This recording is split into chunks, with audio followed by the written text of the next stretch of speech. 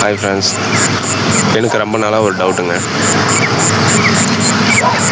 வாரத்தில் 7 நாளில் 5 நாள் ஸ்கூல் வைக்கிறாங்க.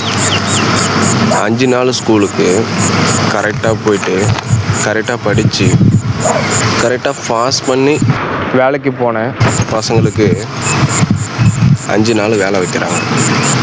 ஓகே, பரவாயில்ல, கரெக்டு தான். ஆனால் 3 நாள் தான் நான் ஸ்கூலுக்கே போவேன். மீதி 2 நாள் எதனா தலைவலிக்குது, வயிற்று வலிக்குதுன்னு லீவை போட்டுருவேன். மீதி 2 நாள் அது அவங்களே லீவ் விட்டுருவாங்க. இப்படி 3 நாள் ஸ்கூலுக்கு போன எனக்கு 3 நாள் தாங்க வேலை வைக்கணும், 7 நாளும் வேலை வைக்கிறாங்க. என்னங்க சிஸ்டம், எனக்கு ஒன்றுமே புரியல. நான் என்ன கேட்குறேன்னா, 5 நாள் ஸ்கூலுக்கு போன பசங்களுக்கு 5 நாள் வேலை வைக்கிறீங்க, 2 நாள் லீவு கொடுக்குறீங்க.